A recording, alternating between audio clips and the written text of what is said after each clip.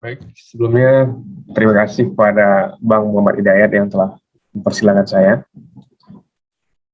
Assalamualaikum warahmatullahi wabarakatuh. Alhamdulillahilladzi ja'ala syamsa diya wal qamara nura wa qaddarahu manazila lita'lamu adada as-sinina wal hisab. Asyhadu an la ilaha illallah wa asyhadu anna Muhammadan abduhu wa rasuluh alladzi la nabiyya ba'da amma ba'du. Yang pertama yang tentu kami banggakan dan yang kami hormati, pemateri kita hari ini, abang kami, Bang Muhammad Yusuf. Apa kabar, Bang? Baik, baik. Alhamdulillah. Tidak lupa juga yang kami hormati, yang kami muliakan, tuan-tuan guru kami, tokoh-tokoh falak nasional yang kami sangat banyak belajar dari kepada tokoh-tokoh ini yang tentunya tidak dapat disebut satu persatu. Segala puji bagi Allah Subhanahu wa Ta'ala yang telah memberikan begitu banyak nikmat hingga pada sampai detik ini, sehingga kita masih terus dapat beraktivitas secara positif, dapat menghasilkan hal-hal yang positif juga, dan semoga terus dapat menebarkan kebaikan dan kebermanfaatan. Kemudian salawat dan salam kepada Nabi Muhammad SAW yang telah merombak akhlak manusia. Nabi Muhammad SAW merupakan sosok the pioneer of revolution yang telah merombak akhlak manusia dari akhlak yang keji menuju akhlak yang terpuji. Pada diskusi observatorium dan astronomi yang ke-21 ini, OIF UMSU mengusung tema tentang hilal siang hari. Dan pada hari ini kita akan dibersamai atau dicerahkan tanda petik oleh pemateri kita yang sangat luar biasa, Bang Muhammad Yusuf yang merupakan peneliti, bisa dikatakan termasuk peneliti senior ya, di observatorium yang juga senior, yaitu Observatorium Bosca. Mungkin tanpa memperpanjang kalam, sebelum pemaparan materi yang disampaikan oleh narasumber kita ini, sebelumnya itu juga marilah kita buka acara ini dengan sama-sama melafazkan lafaz basmalah. Bismillahirrahmanirrahim. Kemudian sebelum sampai pada paparan materi yang akan disampaikan oleh pemateri kita, terlebih dahulu kita akan menyaksikan tayangan profil dari Observatorium Ilmu Falak UMSU. Kepada admin mungkin dipersilakan.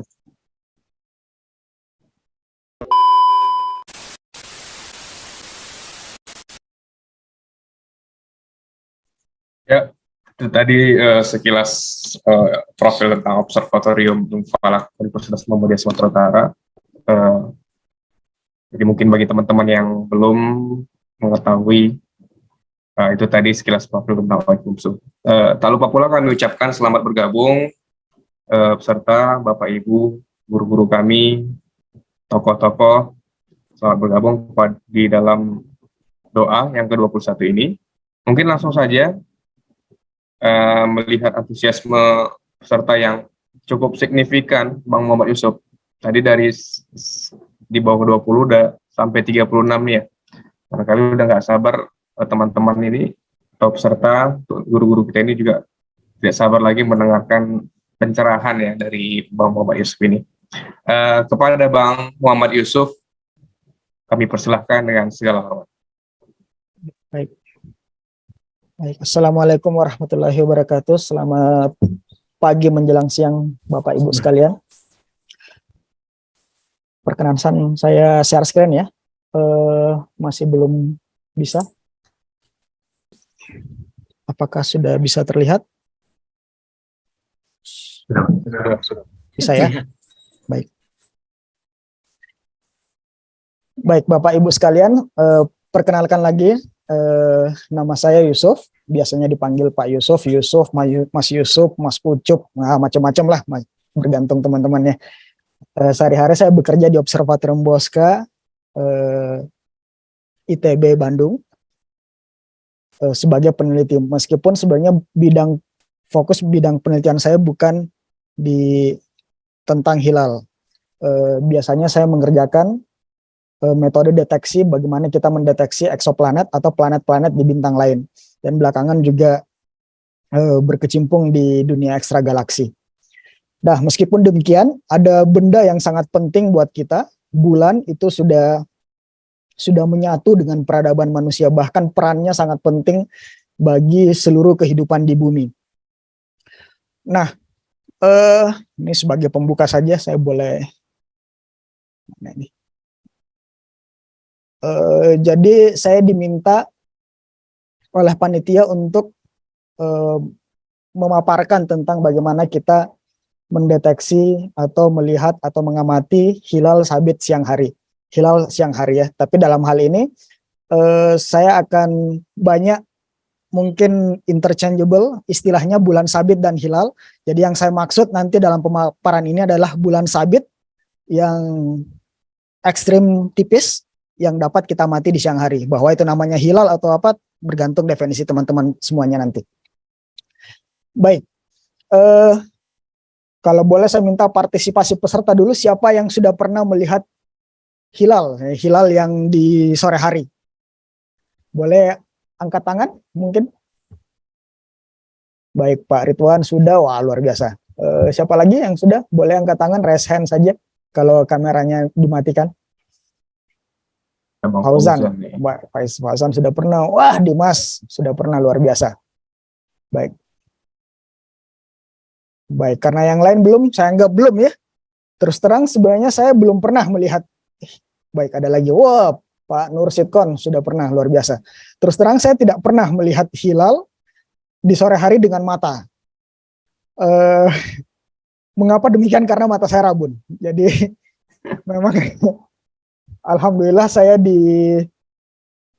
berkesempatan untuk mengakses beberapa instrumen dari Observatorium Bosca yang kemudian membantu saya untuk bisa mengamati bulan sabit atau hilal di sore hari. Nah, singkat cerita sebenarnya saya terjerumus ke bidang ini. Jadi seperti tadi saya cerita, sebenarnya saya lebih banyak bekerja di fisika bintang.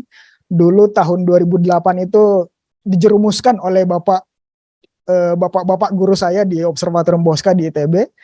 Ayo kita ngamat hilal yuk, ke sini jalan-jalan. Ayo, saya ikut. Kemudian pada saat itu saya berpikir bahwa mestinya bulan sabit yang jaraknya hanya 384.000 kilometer kira-kira dari kita, itu harusnya mudah dideteksi atau mudah kita lihat. Ukuran tampaknya besar di langit. Kalau kita bandingkan dengan misalkan asteroid yang ukurannya jauh lebih kecil dan jaraknya jauh lebih jauh, bahkan bidang penelitian saya eksoplanet itu bahkan ada di bintang lain. Mestinya bulan yang jaraknya dekat, jarak tampaknya besar, ukuran tampaknya besar, itu harusnya mudah dideteksi. Kemudian lama kelamaan mulai ketemu kesulitan, mulai bertemu kesulitan. Wah, ternyata tidak semudah itu, dan akhirnya memang tidak semudah seperti yang saya bayangkan di awal ketika saya berkecimpung atau dijerumuskan oleh guru-guru saya di Observatorium Bosca. Ternyata tidak semudah itu untuk mengamati hilal. Nah, sedikit banyak mungkin akan saya ceritakan mengapa itu sulit dan bagaimana kami mengatasinya di Observatorium Bosca. Baik. Saya mulai. Nah, saya ingin tunjukkan dulu ke Bapak Ibu sekalian, mungkin sudah ada yang pernah melihat hilal, ada yang belum, tapi ingin saya tunjukkan. Nah, ini misalkan contoh pengamatan kami di Subang pada saat itu, di pantai utara Pulau Jawa, pada tanggal 20 Juni 2012. Jadi ini ada mungkin sekitar 6 frame ya, yang kami deteksi. Pada saat itu ada lengkungan di ujung kamera kami, yang pada saat itu bahkan pada saat pengamatan kami tidak berhasil mendeteksinya. Baru setelah pulang ke Bandung, ke Lembang, baru kami olah. Kemudian setelah ditingkatkan kontrasnya dan macam-macam, baru terlihat ada lengkungan seperti itu. Kemudian 2 bulan setelah itu kami mengamati hilal Syawal 1433 Hijriah di 2 tempat. Yang di sebelah kiri itu dari Kupang, yang di sebelah kanan dari Makassar. Mungkin ada yang bisa mendeteksi yang mana hilalnya yang di sebelah kanan mungkin terlihat lebih terang sedikit dibanding yang sebelah kiri. Ada? Nah, ini kira-kira penampakan dari kamera apa adanya. Pada saat itu kami menggunakan kamera DSLR, kemudian dipasang di belakang teleskop berukuran 6 cm dengan diameter 6 cm. Nah, mungkin ada yang sudah lihat, ada yang belum, tapi kalau kita tingkatkan, kita olah digital, mulai terlihat ada lengkungan sabit, baik di sebelah kiri maupun di sebelah kanan. Nah, ini kalau biasanya diberi tanda panah, semoga Bapak, Ibu, dan rekan-rekan sekalian bisa mengamati. Ini kira-kira elongasinya pada saat itu 9 derajat dengan iluminasi 0,75%. Usianya sebenarnya sudah cukup tua, dan ketinggiannya sebenarnya sudah cukup besar. Nah, dari foto ini kita bisa melihat bahwa seberapa sangat sulit untuk mengamati bahkan di langit cerah sekalipun. Ini langitnya super cerah pada saat itu di Kupang, baik di Kupang maupun di Makassar. Meskipun demikian, langit cerah, hilalnya tetap sangat sulit untuk kita deteksi. Nah, kalau kita telah lebih lanjut, sebenarnya apa yang menyebabkan hilal atau bulan sabit yang super tipis tadi itu sulit untuk kita deteksi? Masalah utamanya, kalau kita lihat banyak literatur ilmiah, adalah masalah kontras. Nah, saya ingin berbicara tentang apa sebenarnya kontras itu dan bagaimana kita mengatasinya. Sebenarnya topik pembicaraan hari ini adalah kontras. Jadi dari awal ini sampai akhir nanti segala upaya kita adalah meningkatkan kontras ini. Nah, kontras itu pada dasarnya bisa kita bagi atau definisikan menjadi dua. Yang pertama, kontras gelap terang atau luminosity kontras. Bagaimana kita melihat perbedaan terang dan gelap sebuah objek atau sebuah benda. Jadi di sini ada chart di background. Itu Bapak Ibu bisa lihat mungkin yang huruf H dan S di sini itu sangat terang karena dia berwarna hitam di latar belakang yang berwarna putih. Sementara yang huruf di bawah ini ada huruf apa tuh? Monitor orang mungkin beda-beda, mata orang juga beda-beda. Huruf R yang belakang itu kalau saya tidak salah, mungkin akan di pojok kanan bawah ini, mungkin agak sulit untuk kita deteksi. Nah, mungkin sebagian besar orang akan bisa melihat sampai huruf H mungkin di sini ya. Huruf O mungkin sebagian orang, C di sini bisa terlihat dengan mudah, tapi mungkin sebagian sudah akan sangat sulit untuk mengamati. Nah, bahwa respon mata setiap orang itu bisa berbeda-beda, itu lumrah. Bahkan setiap kamera pun atau setiap detektor yang kita gunakan itu akan memiliki kontras yang berbeda-beda. Nah, saya akan bahas itu nanti lebih lanjut. Kemudian kontras yang kedua, ada yang kita sebut sebagai kontras warna atau bagaimana kita membedakan dua warna dengan sangat mudah. Jadi kalau biasanya digambarkan sebagai diagram lingkaran seperti ini, yang warna hijau di sini akan selalu berseberangan dengan warna magenta. Artinya kalau ada dua warna itu yang bersebelahan, dia akan sangat mudah dideteksi. Kemudian warna merah di sini itu akan berseberangan dengan warna sian atau kebiru-biruan. Oleh karena itu nanti salah satu cara yang kita gunakan untuk meningkatkan kontras bulan sabit di siang hari adalah menapis warna merah. Jadi ketika warna langit itu biru, kita ingin melihat warna merah dari bulan itu karena kontrasnya berseberangan warnanya ya. Jadi ada dua hal tadi. Yang pertama luminositas, kemudian tentang warna atau panjang gelombang. Saya singkatnya bilang seperti itu. Nah, sebenarnya apa yang menyebabkan kontras dari bulan sabit itu sangat rendah? Kalau kita lihat biasanya pengamatan hilal di sore hari itu kondisi langitnya seperti ini. Jadi ada matahari yang berwarna merah, kemudian langitnya di sekitar ufuk itu mungkin gelap, semakin ke ufuk semakin gelap, kemudian merah, kemudian semakin ke atas semakin biru. Nah, yang menyebabkan kontras dari bulan sabit itu rendah tidak lain dan tidak bukan adalah atmosfer. Nah, harus kita sadari bahwa atmosfer yang selama selama ini itu melindungi kita dari berbagai gangguan dan membuat kita bisa hidup di bumi, itu ternyata juga memiliki efek yang kurang baik untuk pengamatan bulan sabit. Baik, saya akan cerita dulu. Kita berandai-andai misalkan kita sedang berada di Merkurius, atau paling paling gampangnya kita berada di bulan lah, kira-kira begitu ya.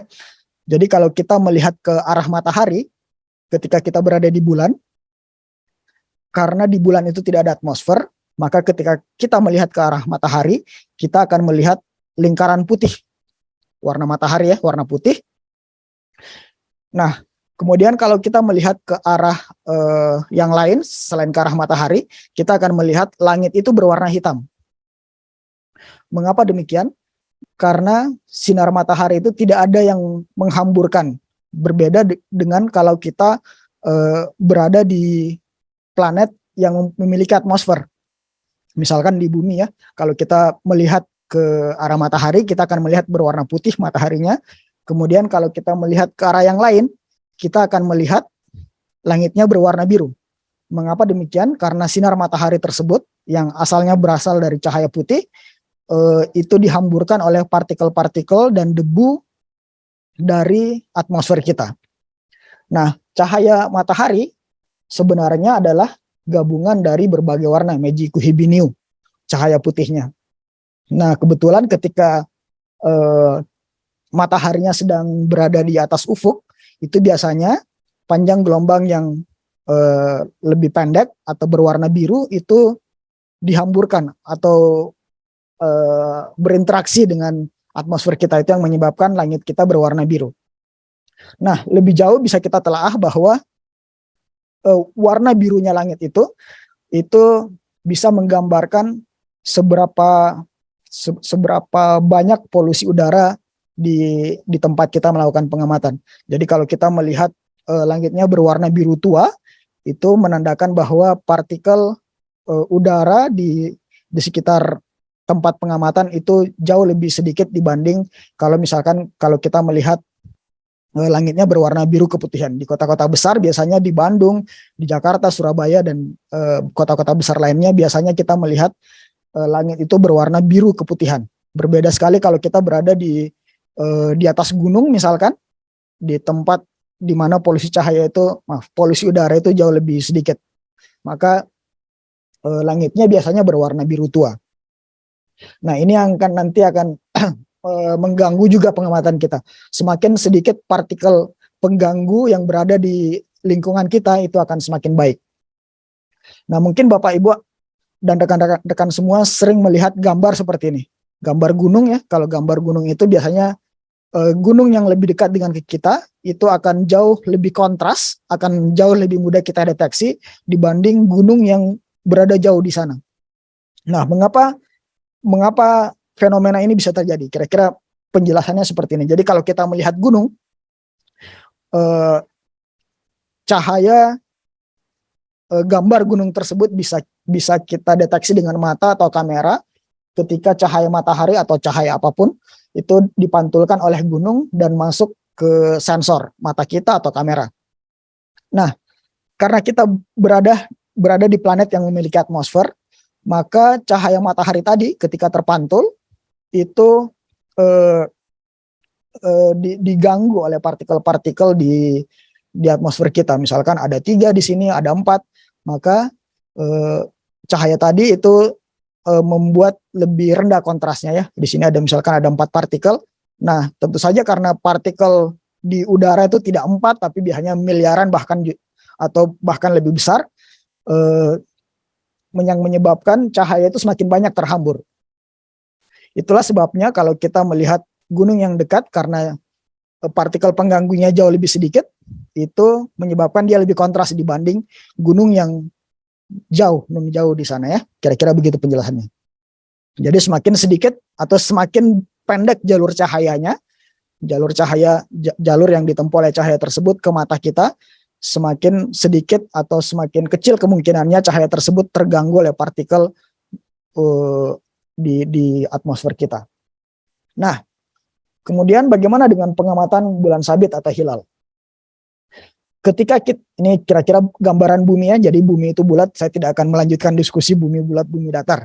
Tapi intinya bumi itu bulat, kalau kita berada di sebuah tempat pengamatan dan mengamati matahari terbenam misalkan, itu jalur cahaya yang ditempuh oleh cahaya matahari itu cenderung lebih panjang dibanding ketika matahari tersebut berada di atas kepala kita, karena atmosfer tadi. Nah, seperti tadi, semakin panjang jalur cahaya yang ditempuh oleh sumber cahaya tersebut, itu semakin banyak gangguan yang diterima. Nah, tadi sudah saya sempat jelaskan secara singkat bahwa cahaya matahari itu tersusun dari Mezhukuhibiniu.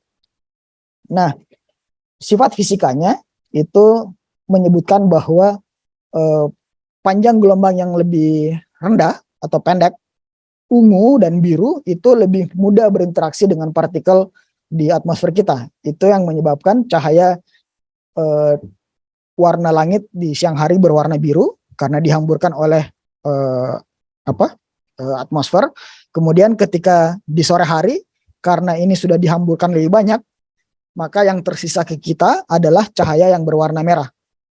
Oleh sebab itu, mengapa ketika di sore hari itu kita melihat biasanya langit berwarna merah. Dan pada saat itu sebenarnya cahaya matahari itu sudah mengalami banyak gangguan. Nah, ini saya kembali ke gambar ini. Jadi semakin banyak gangguannya, maka semakin sulit kita untuk mengamati benda-benda langit. Oleh karena itu biasanya di astronomi orang tidak suka untuk mengamati benda-benda di sekitar ufuk. Waktu terbaik untuk melakukan pengamatan sebuah benda astronomi atau sebuah objek langit biasanya ketika objek langit tersebut berada di titik kulminasi atau titik zenitnya kita ya. Jadi jarang sekali astronom yang ingin mengamati benda-benda langit yang berada di sekitar ufuk, kecuali untuk fenomena-fenomena tertentu. Nah, jauh lebih lanjut, mengapa orang tidak suka mengamati benda yang berada di ufuk? Karena benda yang berada di ufuk itu akan mengalami peristiwa yang kita sebut dengan refraksi atmosfer. Jadi pada dasarnya cahaya dari benda langit yang kita amati itu akan dibelokkan oleh atmosfer kita yang berbeda-beda ketebalannya setiap ketinggian. Ya, peristiwa ini sama dengan ketika kita memasukkan pinsel atau benda ke dalam gelas yang berisi air. Kalau kita melihat dari atas atau dari samping, maka kita akan melihat benda yang berada di dalam gelas yang berisi air tersebut akan bengkok. Jadi kalau ada pulpen yang masuk ke dalam sebuah gelas yang berisi air, pulpennya mungkin akan terlihat bengkok. Ini peristiwa yang sama. Nah, jauh lebih lanjut, ini saya kutip dari halaman webnya US Naval Observatory, menyebutkan bahwa waktu terbit dan terbenamnya sebuah benda langit itu sangat sulit untuk kita hitung secara tepat. Mengapa demikian? Karena waktu tersebut sangat sulit diprediksi dan sangat bergantung pada kondisi sekitarnya. Apakah langitnya pada saat itu cerah, berapa temperatur di sekitar pada saat itu, berapa tekanannya, kemudian apakah ada gunung, apakah itu di laut, itu akan sangat mempengaruhi. Oleh karena itu biasanya US Naval Observatory atau bahkan pengamat secara umum itu hanya mengambil rata-ratanya saja, berapa besar rata-rata refraksi sebuah benda langit. Misalkan untuk matahari kita bisa ambil berapa, sekitar 20-30 menit busur dari daerah horizon. Nah, kalau kita menggunakan medan pandang yang cukup sempit nanti, itu bisa sangat boleh jadi teleskop kita itu akan mengarah ke tempat yang salah, di mana bulan itu tidak ada di area itu. Saya akan jelaskan lebih lanjut nanti ya. Kemudian masalah berikutnya adalah geometri, bahwa bulan sabit itu atau hilal pada setiap bulan itu bisa sangat berbeda. Ada kondisi yang rumit, ada kondisi yang sulit, karena bulan tersebut setiap saat itu berbeda konfigurasi antara bulan, matahari, dan bumi. Dan kalau kita lihat di gambar ini, bulan itu juga mengalami librasi. Ada bagian yang albedonya itu lebih kecil dibanding daerah yang lain, dan ada juga yang lebih besar. Ada kala di mana hilal itu jauh lebih mudah kita amati karena bagian yang mengarah ke kita tuh lebih terang, atau lebih banyak cahaya yang dipantulkan, dan ada kalanya juga bulan itu sulit untuk kita amati karena geometrinya yang sangat berbeda. Nah, jadi dengan berbagai alasan tadi itu memang astronom itu mengakui bahwa bulan sabit itu sangat sulit diamati. Tadi ya, astronom itu hampir tidak ada yang mau mengamati benda langit di daerah horizon atau di daerah ufuk, sukanya melihat yang di atas. Jadi dari berdasarkan sebab-sebab tadi, kami berpikir bahwa kalau kita mencari bulan di daerah yang sulit, akan sulit pula menemukannya. Bagaimana kalau kita mencari bulan ketika dia mudah ditemukan? Ya, jadi idenya begitu. Mengapa kami melakukan pengamatan bulan sabit di siang hari? Jadi dengan begitu harapannya si bulan yang tadi sulit kita deteksi di tempat yang sulit, itu kita cari di tempat yang mudah. Nah, kemudian kita ikuti sampai dia berada di daerah yang sulit tersebut. Nah, tentu saja setiap pengamatan itu punya tantangan yang berbeda-beda. Tadi tantangannya kalau di daerah ufuk begitu, ketika siang hari atau ketika mataharinya di atas, bulannya di atas, tantangannya bisa berbeda juga. Baik, ini saya lewat dulu. Nah, saya ingin menunjukkan contoh hasil pengamatan bulan sabit di siang hari. Kalau kita potret bulannya ketika bulan itu berada di atas, ini bulan sabit ya, bukan bulan yang lain. Nah, kira-kira seperti ini.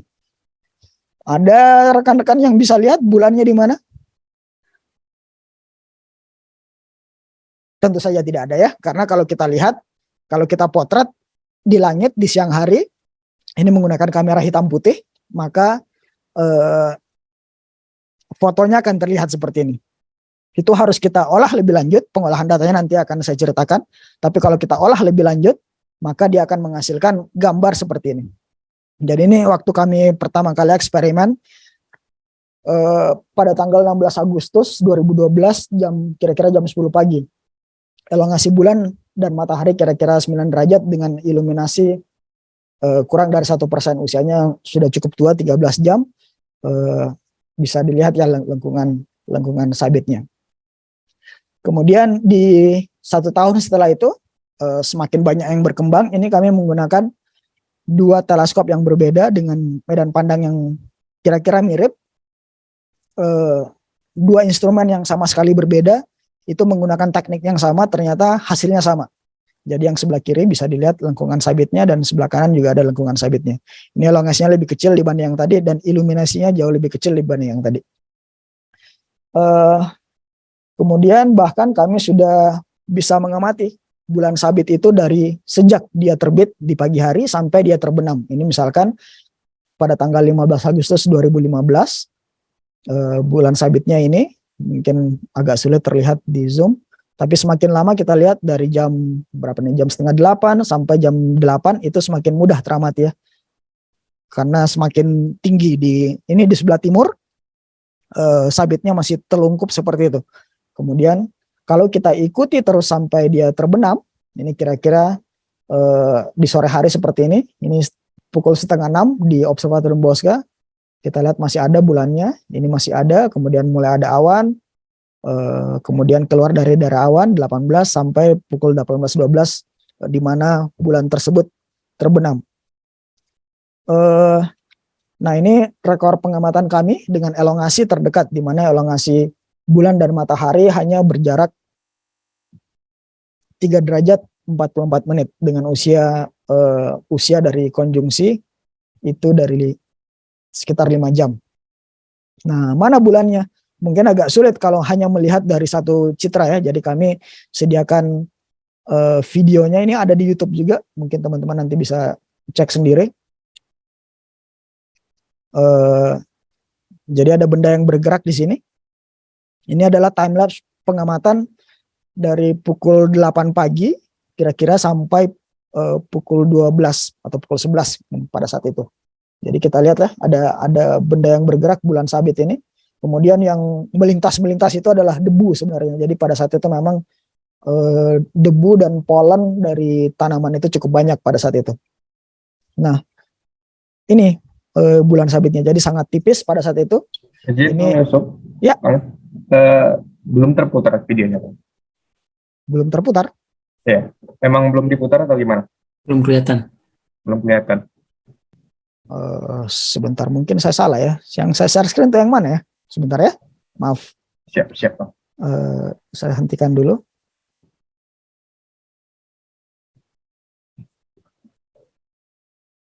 Kalau sekarang? Ini udah oke kan? Oh, maaf. Berarti dari tadi saya salah share screen ya. Maaf, maaf. Nggak, yang tadi materinya oke, udah kelihatan. Oke. Yang video aja. Oke. Baik. Bisa terlihat ya lengkungan sabitnya?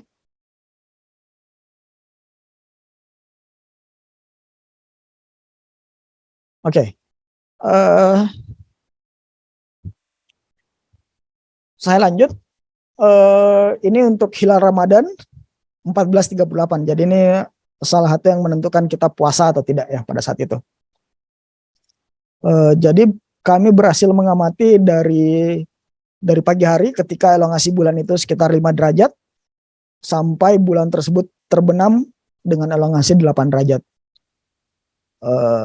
Mungkin sekarang masih agak sulit terlihat, tapi di sini ada lengkungannya yang bergerak, bisa terlihat mungkin.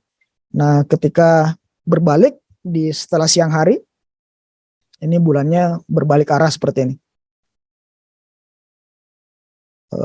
Kemudian, nah semakin lama semakin terang. Kemudian karena dia berada di ufuk yang atmosfernya jauh lebih tebal, itu semakin lama dia akan semakin redup juga. Bahkan kalau saya hentikan di beberapa frame sebelumnya, kalau Bapak Ibu perhatikan, ini yang garis miring sekitar 7 derajat ini adalah ufuk atau laut ya, pinggir laut di jarak tak hingga tersebut. Nah, bulannya yang ini. Jadi ini bulan kita bisa amati pada ketinggian bahkan 0 derajat dari ufuk. Kemudian 2 bulan setelah itu kami mengamati hilal Zulhijjah 1438. Hal yang sama juga terjadi. Kami bisa mengamati bulan dari elongasi 4 derajat 30 menit ketika dia terbit sampai 7 derajat 20 menit ketika bulannya terbenam. Jadi ini bulannya masih telungkup ketika pagi hari. Kemudian setelah siang hari dia akan berbelok arah seperti ini. Saya percepat saja. Nah, ini juga hal yang sama. Kita bisa amati. Ini saya hentikan ya. Nah, ini adalah pulau di seberang tempat pengamatan. Jadi pulau ini mungkin hanya ketinggiannya sekitar 1-2 menit busur. Kita bisa amati bulan tersebut sampai terbenam. Meskipun sangat redup ya, ini bulannya dan ini pulau di sekitar itu. Kemudian kami juga sudah berhasil mengamati bulan tersebut pada saat konjungsi atau istima atau ketika umurnya 0 jam 0 menit. Nah, sebelum kami melakukan pengamatan biasanya kami melakukan simulasi dulu. Jadi ini kira-kira gambaran bulan dan matahari yang bisa kita lihat di langit. Sumbu tegaknya itu ascensio recta, kemudian sumbu mendatarnya deklinasi. Kalau kita jalankan pada awal pengamatan mereka saling samping-sampingan begitu ya. Kemudian semakin lama bulan tersebut ascensio rektanya semakin kecil dibanding matahari yang mengakibatkan nanti lengkung sabitnya itu bisa berubah posisinya. Nah, apakah kondisi tersebut sesuai dengan pengamatan? Jadi pada tanggal 9 Oktober 2018 itu kami mengamati bulan, ini umurnya minus 4 jam dari konjungsi.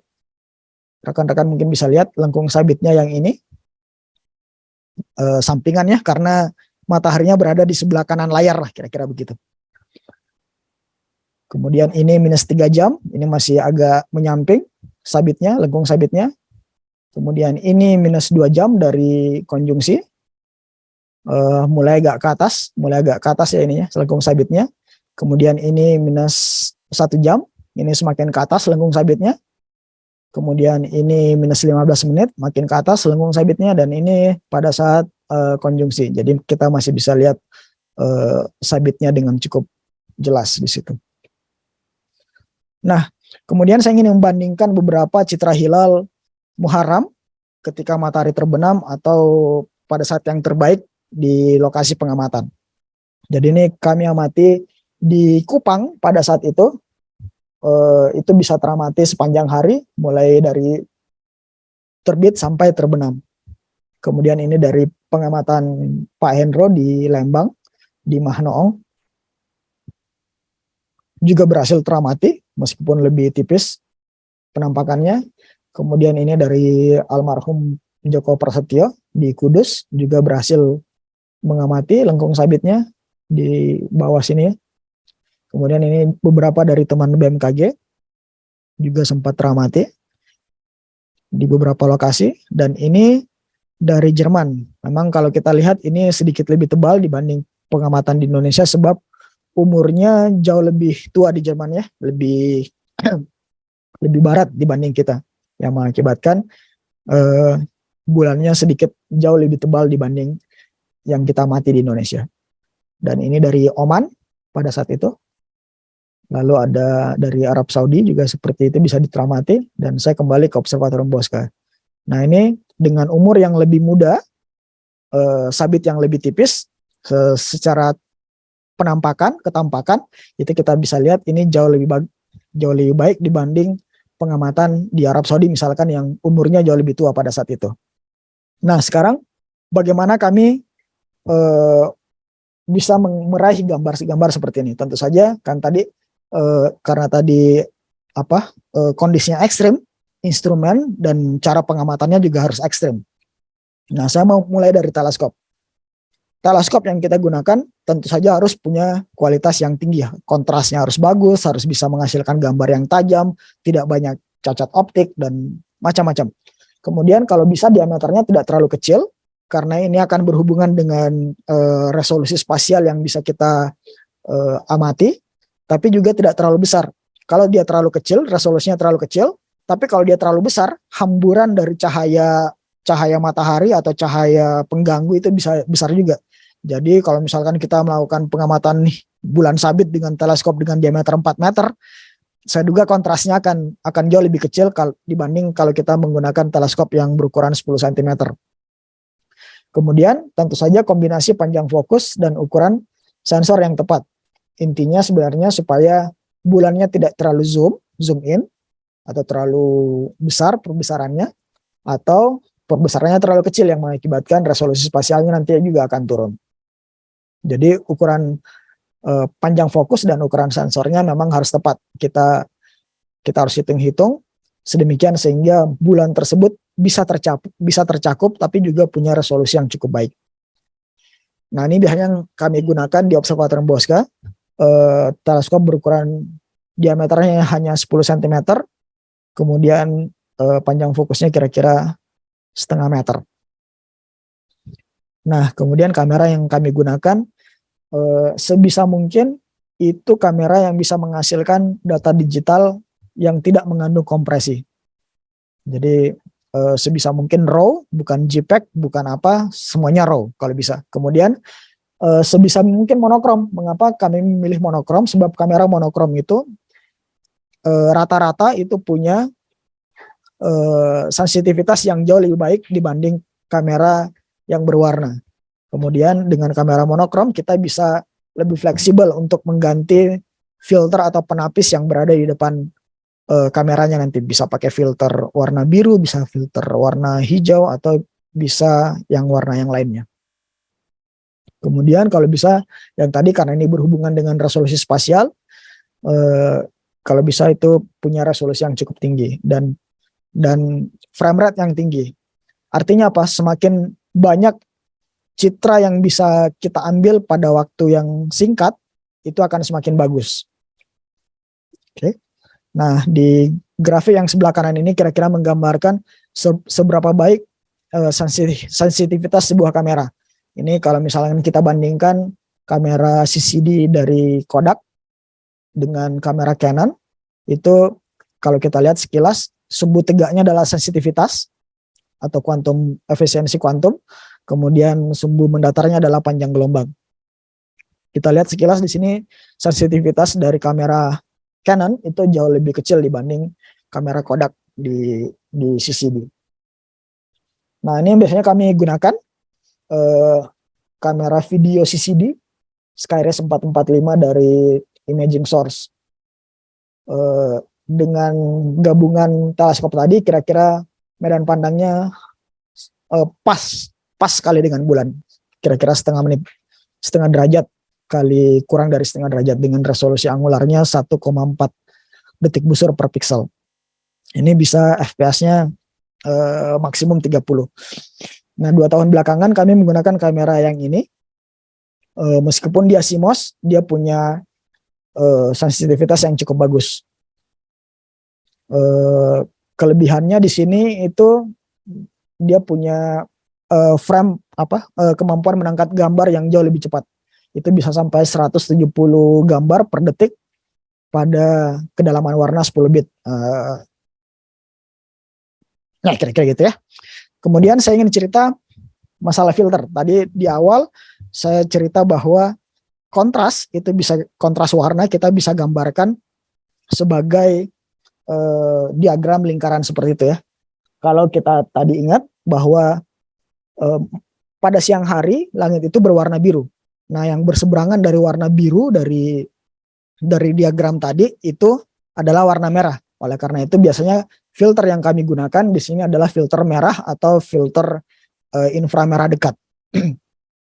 Nah, tujuan dari filter di sini adalah menyaring cahaya yang diinginkan. Jadi kalau kita pasang filter di depan kamera kita, filter merah misalkan, penyaring merah, maka yang dilewatkan oleh filter tersebut itu hanyalah cahaya yang berwarna merah saja.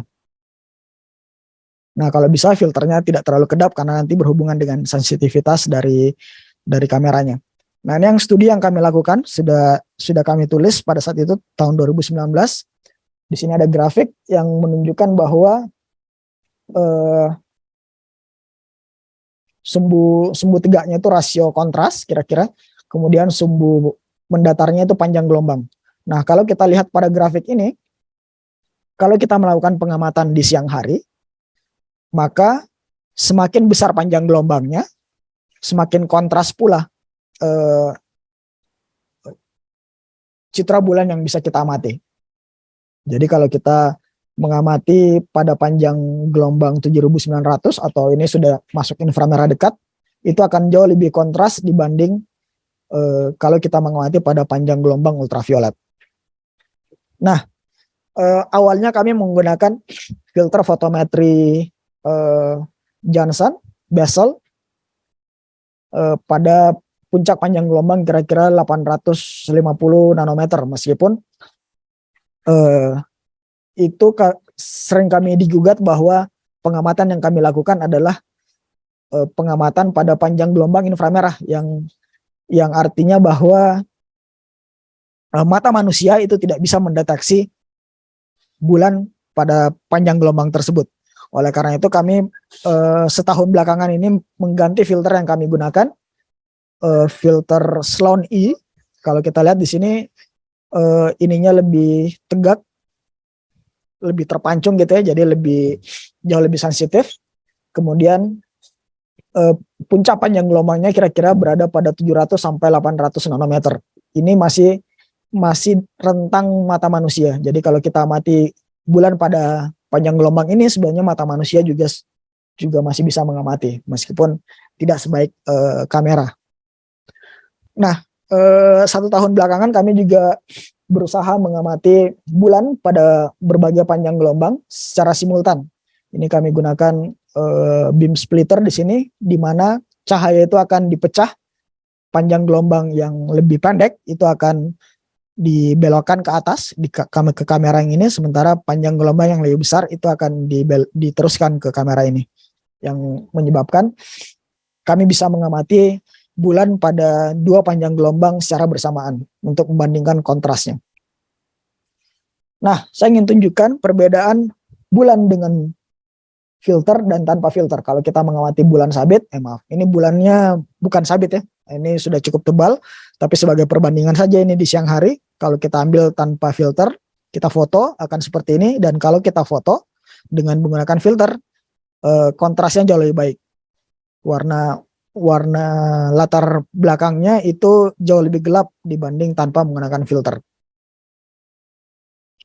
Nah, kemudian eh, untuk menghalangi hamburan cahaya matahari, tadi saya sudah cerita bahwa di tempat pengamatan yang punya atmosfer, sinar matahari itu akan dihamburkan oleh partikel-partikel. Itu yang menyebabkan langitnya berwarna biru.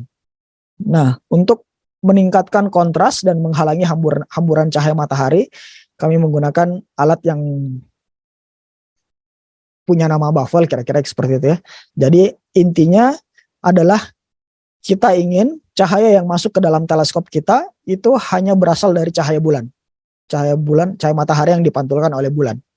Dan bukan dari hamburan di atmosfer kita. Nah, bentuknya bisa macam-macam, bergantung kebutuhan dan bisanya apa. Nah, ini misalkan di awal kami melakukan riset itu, bentuk baffle itu bisa macam-macam, bisa pakai sendok sampah, pengki seperti ini, atau bisa pakai jendela kubah, atau hanya kardus Indomie seperti ini. Ini hanya untuk menghalangi sinar matahari, atau kita bisa pakai triplex seperti ini, kemudian diberi bolongan, dilubangi supaya cahaya bulan itu masuk ke dalam sini. Atau paling gampangnya misalkan kita pakai selongsong seperti ini, selongsong panjang untuk menghalangi cahaya matahari. Nah, ini yang sekarang kami kembangkan di Observatorium Bosca. Kami menggunakan baffle dengan kisi-kisi tertentu.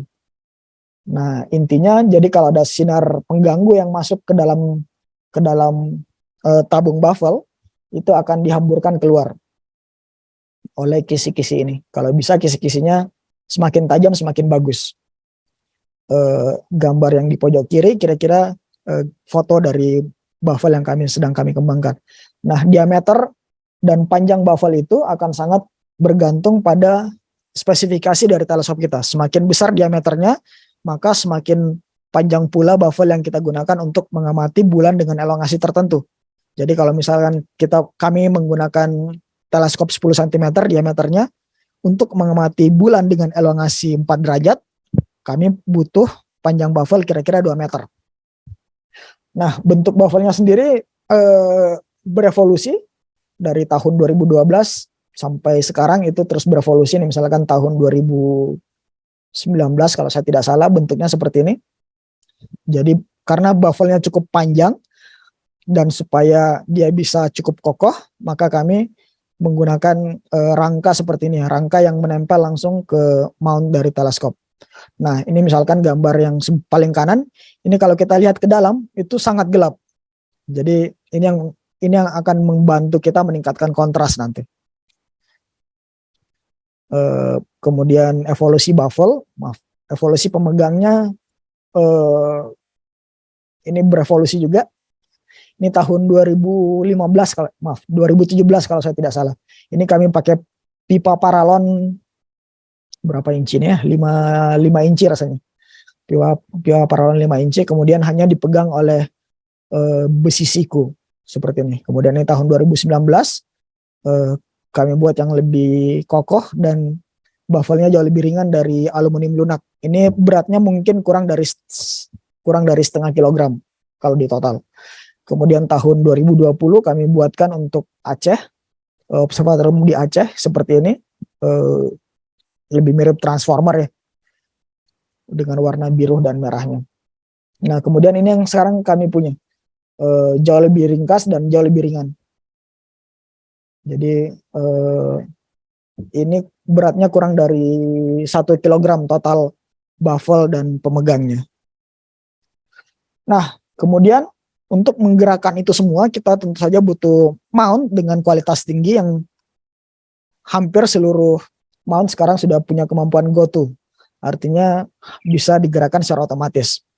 Kemudian karena dia perlu menopang benda yang cukup berat tadi, dia harus kokoh dan cukup kuat. Dan salah satu yang paling penting, dia harus bisa bergerak atau tracking dalam 2 sumbu. Mengapa demikian? Karena tidak seperti bintang-bintang. Kalau bintang-bintang itu hanya akan mengikuti rotasi bumi. Artinya bintang-bintang yang kita amati dia hanya akan bergerak pada sumbu Asian Recta saja. Tapi karena bulan yang berada jauh lebih dekat ke kita, itu menyebabkan bulan itu bergerak dalam arah Asian Recta dan deklinasi. Oleh karena itu pada saat kita tracking nanti, dia harus bisa kita mountingnya harus bisa kita program untuk mengikuti kecepatan bulan, kecepatan gerak bulan di langit. Dan sebisa mungkin, karena kalau kita ingin mengamati bulan di daerah ufuk, mount yang kita gunakan sebisa mungkin bisa dikoreksi terhadap refraksi. Nah, ini yang biasanya kami gunakan, Paramount Mighty. Dan satu instrumen yang menurut kami cukup penting, terutama di daerah yang memiliki angin yang cukup kencang. Ini misalkan di Kupang, biasanya kami melakukan pengamatan di tepi pantai, itu anginnya cukup kencang. Nah, kalau kita biarkan teleskop atau seluruh instrumennya terbuka seperti ini, maka angin itu bisa meniup semakin panjang, semakin besar teleskopnya atau semakin panjang teleskopnya, semakin mudah dia tertiup angin ya. Oleh karena itu kami menggunakan rumah teleskop seperti ini untuk melindungi teleskop dari terpaan angin. Ini kami buat dari rangkanya dari baja ringan, kemudian ditutup dengan atap plastik. Baik, nah kemudian bagaimana proses pengamatannya? Sebelum pengamatan bisa dilakukan, tentu saja kita harus mempersiapkan seluruh aspek pengamatannya. Yang pertama, kita ingin melakukan pengamatan di mana. Nah, lokasi pengamatan ini juga penting. Bisa sangat menentukan. Lokasi yang baik adalah lokasi di mana transparansi dari kondisi sekitar itu baik. Artinya tidak ada awan, tidak ada debu, tidak ada polusi udara. Hasilnya itu sudah kami muat di tulisan Pak Dani tahun 2015. Itu bisa menentukan seberapa kontras dari bulan tersebut bisa kita amati. Kemudian sebisa mungkin tempatnya berada di ketinggian. Semakin tipis atmosfer yang dilewati oleh cahaya, sekali lagi balik ke yang tadi ya, semakin tipis atmosfer yang dilewati oleh cahaya tersebut, semakin sedikit gangguan yang dialami cahaya benda langit. Oleh karena itu, semakin biasanya kami idealnya itu melakukan pengamatan di gunung. Tapi tentu saja harus kita optimasi dengan dua faktor di atas. Kalau di gunung, apakah nanti langitnya cerah atau seperti apa? Jadi itu harus kita telaah lebih lanjut. Nah, ini saya kutip dari pekerjaan kami tahun 2012. Ini ditulis oleh Pak Taufik Hidayat, bahwa di Indonesia secara umum kalau kita melihat citra satelit, daerah yang paling banyak langit cerahnya, jadi grafik ini menunjukkan gambar Indonesia dengan warna-warna tertentu. Semakin ungu itu semakin banyak, semakin sedikit langit cerahnya. Sementara yang merah itu semakin banyak langit cerahnya. Nah, kalau kita lihat bahwa langit yang paling banyak cerahnya di Indonesia dari citra satelit adalah daerah di bagian tenggara Indonesia, Nusa Tenggara Barat dan Nusa Tenggara Timur. Kalau kita perbesar di daerah itu, maka kita lihat ada daerah di sini, ini Pulau Sabu, itu daerah yang sangat kering dan paling banyak langit cerahnya. Dan di Kupang itu kira-kira di sekitar sini itu masih warna oranye atau bahkan bisa merah. Oleh karena itu biasanya kami melakukan pengamatan di Kota Kupang dengan persentase langit cerah yang lebih besar, kira-kira begitu. Kemudian tadi kalau kita sudah tahu lokasinya di mana, kemudian waktunya juga harus kita tahu kapan bulan tersebut bisa terdeteksi dan di mana posisinya. Nah, ini misalkan untuk hilal hari Senin nanti, Rabiul Akhir, itu untuk daerah Indonesia ketika matahari terbenam, ketinggiannya sebenarnya sudah cukup tinggi, meskipun ini sepengalaman saya ini sangat sulit untuk diamati. Ketinggiannya kira-kira dari 4,5 derajat di Papua sampai sekitar 5,5 derajat di daerah Sumatera. Dan elongasinya kira-kira masih sangat sulit diamati, berkisar antara 5 derajat sampai 6,4 derajat, 6,5 derajat di daerah Sumatera. Nah, kalau kita menggunakan kriteria yang baru, keterangan MABIMS yang baru, 3 derajat dan 6,4, maka daerah Sumatera sebenarnya sudah masuk dalam kriteria NIOMA BIMS. Meskipun secara praktiknya, sepengalaman saya itu masih akan sangat sulit untuk bisa kita amati bulan sabit di hari Senin depan. Nah, setelah kita punya rancangan tadi, tentu saja instrumen yang kita punya itu harus di setup.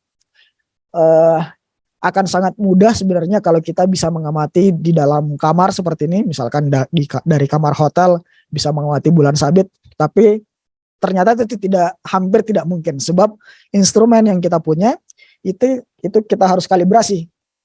Nah, kalibrasi yang biasanya harus dilakukan terutama untuk pengamat yang memiliki mount tipe ekuatorial adalah polar alignment. Polar alignment intinya adalah mensejajarkan sumbu asyiktosis rekta dengan sumbu rotasi bumi. Jadi kita harus menyesuaikan lintangnya berapa, lintang pengamatan kita dengan sumbu rotasi bumi nanti supaya teleskopnya bisa bekerja dengan baik. Nah, biasanya kami melakukan persiapan itu 2 atau 3 hari sebelum pengamatan berlangsung. Jadi ini misalkan di Kupang pada saat itu kami rela beratapkan langit subuh-subuh, ini gambar subuh-subuh. Setelah sholat subuh semuanya masih pada tidur, hanya beralaskan terpal seperti ini. Kami melakukan pengamatan di malam hari, kemudian semalaman itu melakukan kalibrasi. Kemudian salah satu hal yang penting adalah supaya pointing dari teleskop nanti itu bisa bekerja dengan baik, kita harus membuat model dari kesalahan teleskop kita. Nah, ini misalkan salah satu time lapse dari kegiatan pembuatan model pointing di Observatorium Bosca ya. Jadi kami melakukan pengamatan seluruh area langit untuk mengkalibrasi pointing dan tracking dari teleskop yang akan kita gunakan. Ini saya lewat saja. Nah, intinya kalau semua persiapan sudah oke, sebenarnya pengamatannya mudah. Jadi pengamatannya standar saja, hanya pertama kami mengarahkan ke objek terang, mau itu matahari atau planet atau bintang yang bisa kita lihat di siang hari, untuk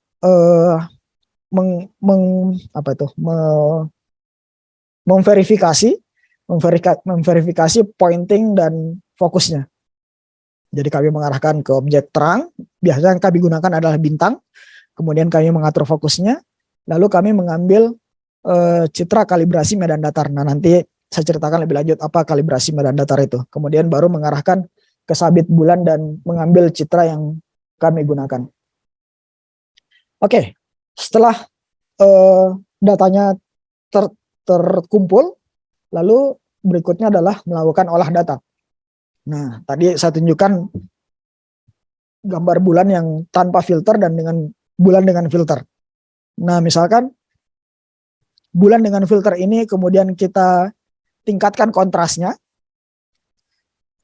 maka mulai terlihat ada noise-nya lebih besar ya, lebih grainy ya, lebih ada bulir-bulirnya. Bahkan di sini ada gangguan-gangguan ini dari debu yang harus kita hilangkan nanti.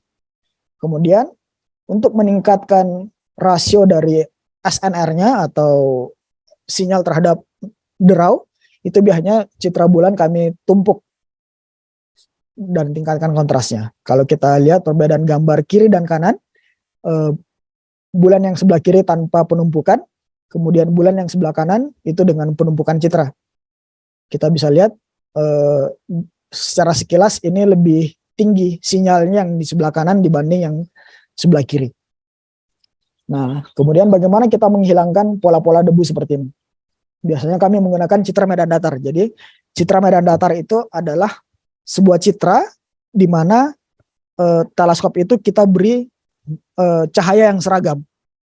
Ya, jadi kalau misalkan ada langitnya cukup biru, maka kita bisa mengambil citra medan datar dari area langit.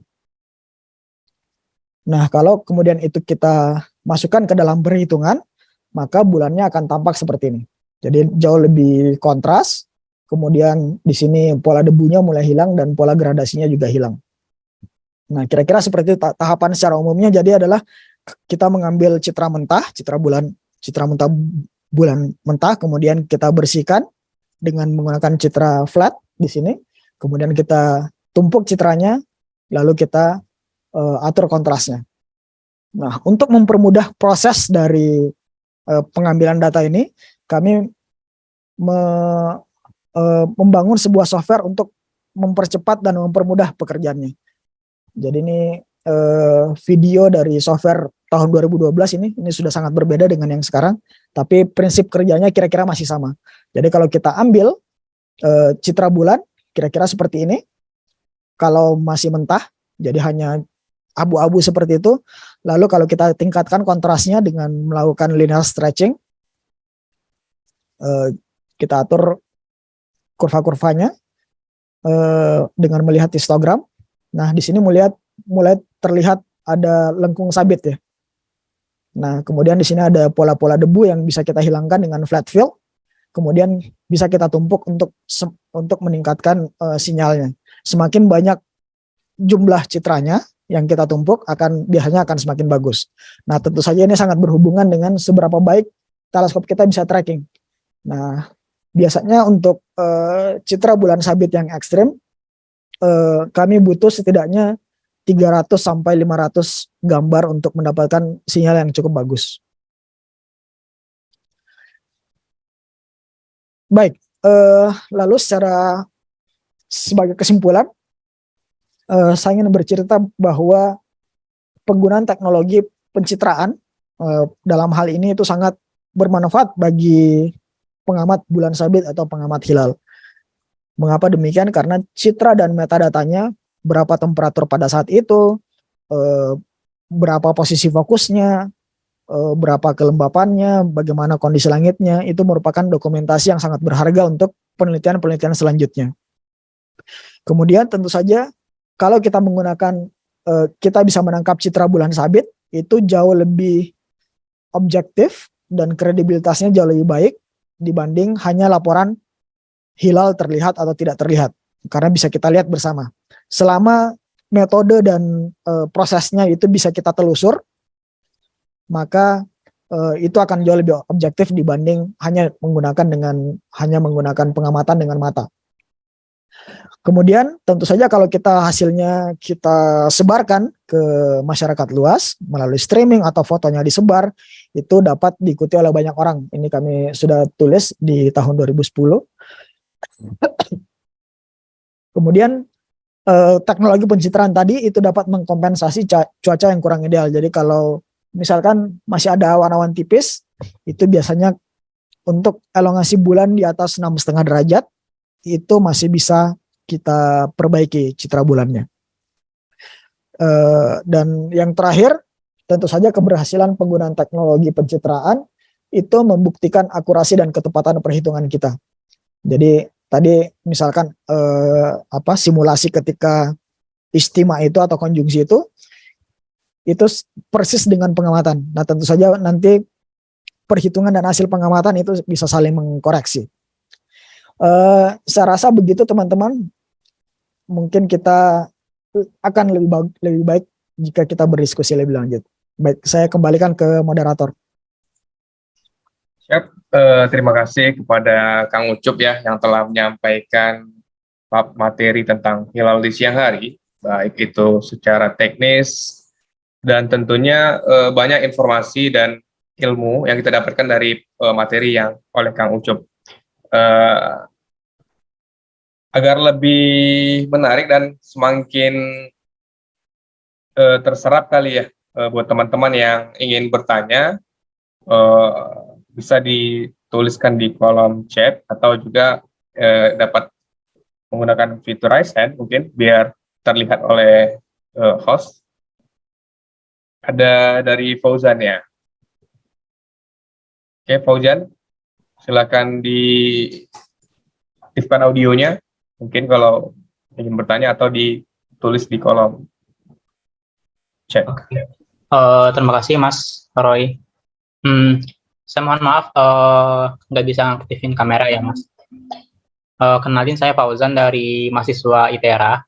Nah, di sini saya ingin bertanya mengenai buffer tadi itu Mas Yusuf. Kan tadi itu buffernya itu kan lumayan panjang ya. kira-kira seberapa panjang si baffle itu minimal bisa digunakan terhadap OTA-nya tadi gitu kan? OTA-nya tadi kan cukup pendek kan ya daripada baffle-nya tadi gitu. Ya. Kira-kira seberapa panjang si baffle yang bisa digunakan tadi? Terus yang kedua, mengenai software yang tadi, software pengolahannya tadi, itu saya nggak lihat tadi nama softwarenya apa, apakah itu bisa digunakan oleh orang umum apa gimana gitu. Itu aja, makasih Mas. Mau kita kumpul dulu, Kang Ucup, atau kita jawab pertanyaan? Terserah moderator, saya ikut saja. Oh, siap. Oke. Tuh, pertanyaan yang dari chat juga sudah mulai masuk, tapi mungkin biar nggak blunder kali ya, Mas. Kita jawab by asking. Dari pertanyaan pertama dari Fauzan ya. Ya, baik. Pada Kang Ucup, silakan. Ya, seberapa panjang baffle-nya sebenarnya bergantung dengan diameter dan elongasi terdekat yang kita ingin amati. Jadi tadi kalau balik, maaf saya share screen aja lagi ya. Nah, di sini ada rumusnya sebenarnya. Rumusnya sederhana, tangan alfa itu sama dengan diameter bukaan dibagi panjang baffle. Jadi alfa di sini adalah elongasi yang ingin kita amati. Jadi kalau kita punya diameter bukaan, misalkan teleskop kami itu bukannya 10 cm, kemudian ingin mengamati bulan dengan elongasi 4 derajat, maka panjang baffle-nya adalah diameter bukaan dibagi tangan alfa. Nah, itu menghasilkan kira-kira 2 meter tadi panjangnya. Nah, sepengalaman kami memang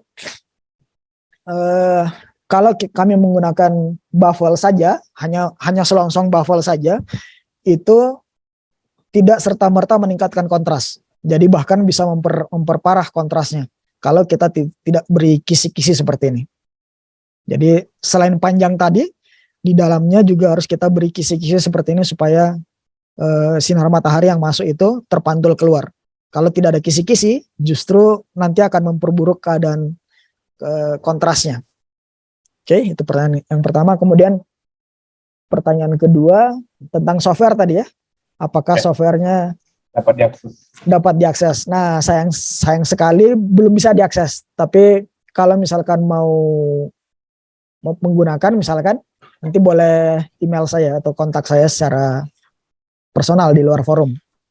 Kira-kira seperti itu.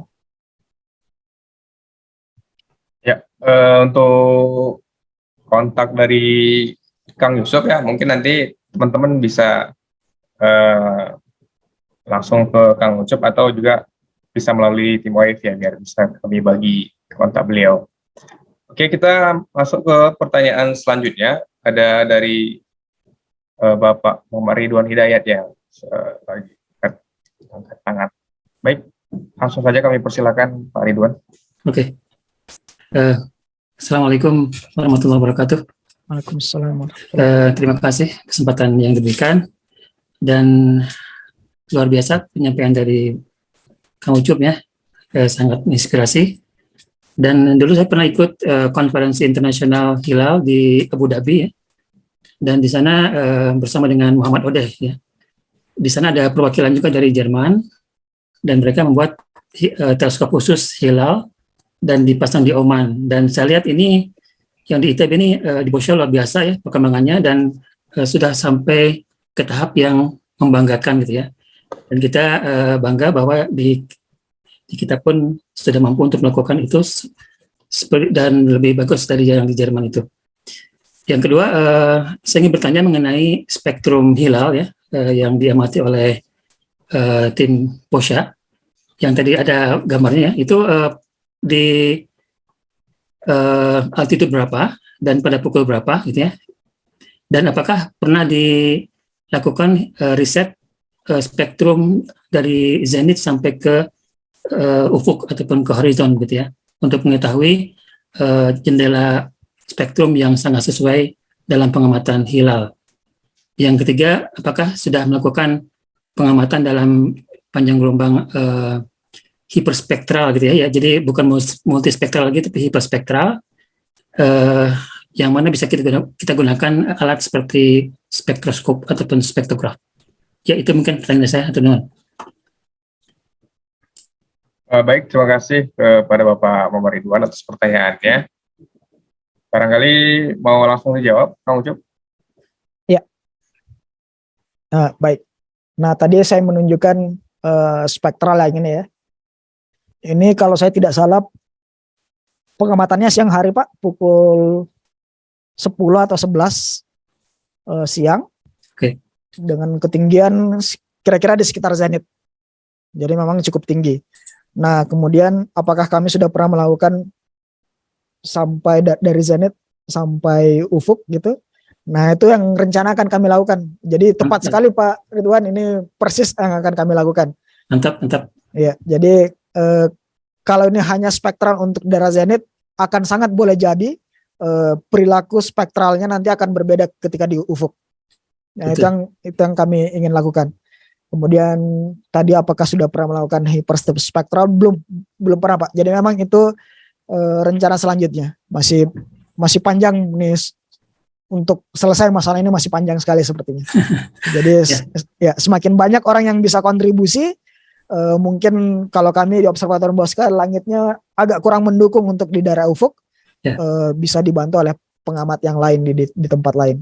Ya, kebetulan saya ada pengalaman waktu di Malaysia itu melakukan imaging hiperspektral untuk remote sensing ya, tapi saya kira bisa digunakan untuk aplikasi hilal ya, menggunakan spektrograf. Nanti mungkin kita bisa kopi darat di Bosca. Boleh Pak. Tinggal di Bandung. Ya, sudah lama Pak Ridwan tidak ke sini. Iya, siap. Makasih Pak Yusuf. Ya, makasih Pak. Baik, mungkin sudah dijawab oleh Kang Ucup. Ada juga pertanyaan yang masuk di kolom chat, tapi sebelum itu saya himbau kepada seluruh peserta bahwa agar tidak lupa mengisi daftar hadirnya, agar nantinya sertifikat ini dapat dikirimkan kepada seluruh teman-teman peserta Bapak Ibu yang lain. Ada juga pertanyaan dari Mas Yudi Hato. Pertanyaannya, apakah software pengelolaan citra untuk data citra real time flightnya diambil sebelumnya? Terima kasih. Baik, saya langsung jawab ya. Jadi software yang tadi kami kembangkan itu sifatnya real time. Jadi diolah pada saat itu juga. Flightnya diambil sebisa mungkin waktunya berdekatan dengan waktu pengamatan.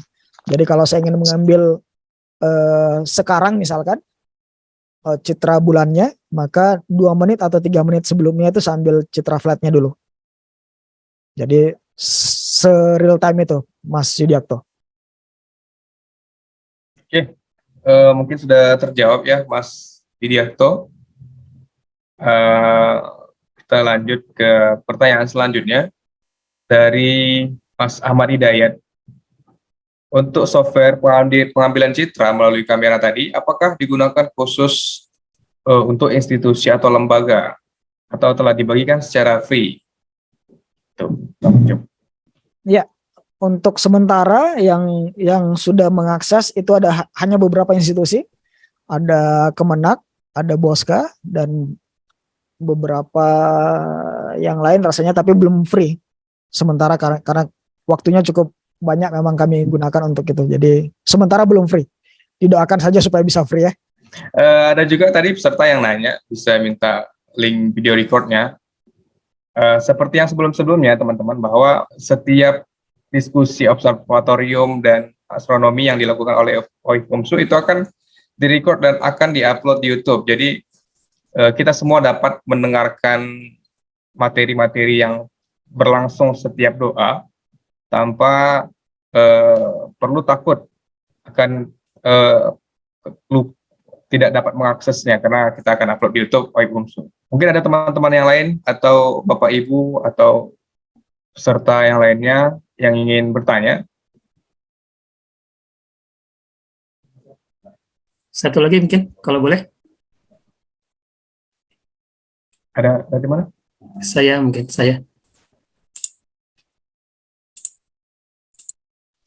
Sebentar Pak ya, ada tadi Mbak Emma di kolom chat katanya. Oh ini, dari Mbak Emma Juleha, software tadi itu sambung di sisi dia atau pengolahan selepas ambil gambar. Ya, kami persilakan kepada Kang Ucup. Iya, softwarenya langsung terhubung ke kamera CCD atau CMOS. Jadi ini pengolahannya real time. Jadi langsung dari kamera, kemudian kita olah citra mentahnya, lalu ditampilkan di layar atau kita simpan hasilnya di komputer. Jadi pada saat itu juga, bukan setelah pengamatan. Ada juga tadi ini Mbak Emma Juleha nanya lagi nih Kang Ucup di bawahnya lagi. Filternya pakai filter apa ya? Bolehkah dapat di pasaran? Nah, tadi saya cerita bahwa memang berevolusi filter yang kami gunakan. Sekarang kami menggunakan filter Sloan E. Itu bisa diperoleh di pasaran secara umum. Sudah umum. Baik. Mungkin untuk pertanyaan terakhir kali ya dari Ustadz Ridwan, sebelum acara ini kita tutup karena waktu juga yang sudah menunjukkan tengah hari. Kepada Bapak Muhammad Ridwan kami persilakan. Siap, terima kasih atas kesempatan kembali. Ini mungkin pertanyaan mengenai kebijakan mengenai kriteria hilal ya. Jadi atas penemuan yang disampaikan oleh Mas Yusuf dan kawan-kawan, bagaimana dampak kepada penentuan kriteria hilal di Indonesia gitu ya, yang Neo BIMS ataupun kepada Muhammadiyah gitu ya. Jadi mungkin intinya adalah bagaimana dampak kepada hasil pengamatan tim BOSHA ini terhadap kebijakan kriteria hilal di Indonesia. Terima kasih.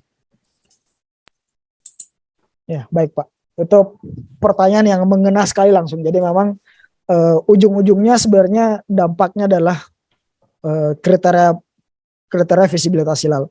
Nah, hanya saja perlu kita pahami bahwa kriteria visibilitas hilal yang sekarang dipegang adalah visibilitas hilal pada saat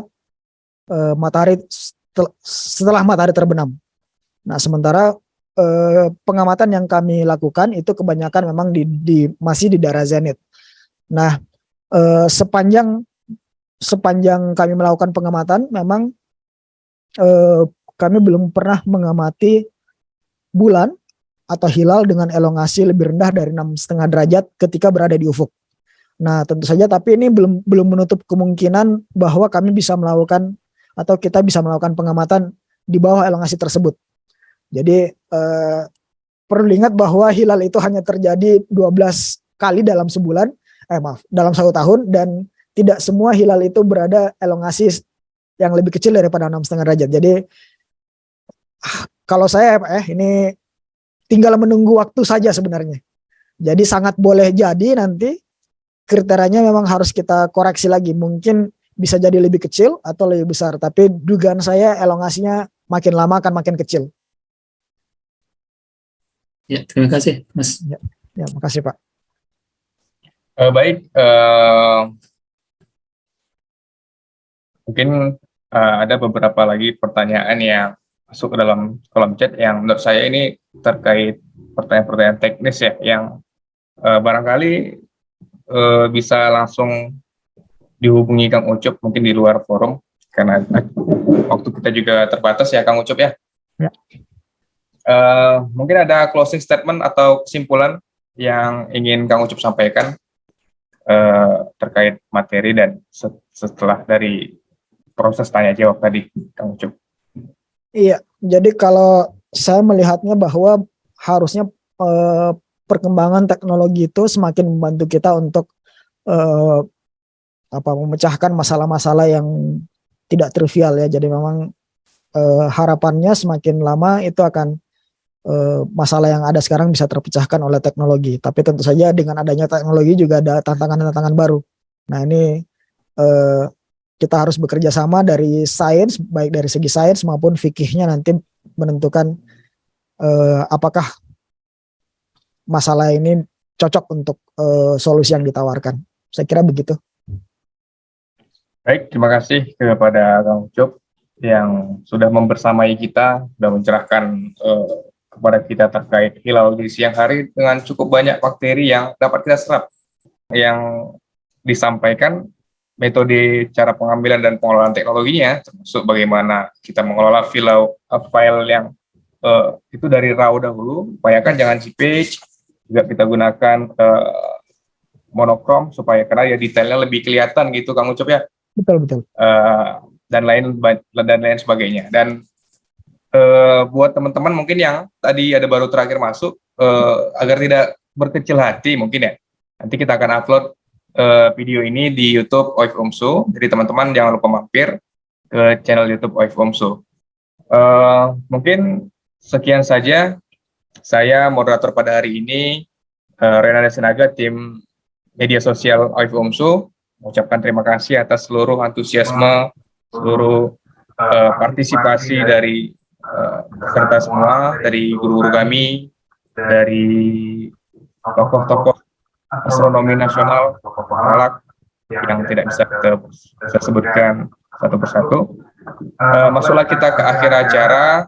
Sebelum kita tutup acara ini, mari kita ucapkan lafaz hamdalah. Alhamdulillahirabbil alamin. Baik, sekian saja. Assalamualaikum warahmatullahi wabarakatuh. Waalaikumsalam. Warahmatullahi wabarakatuh.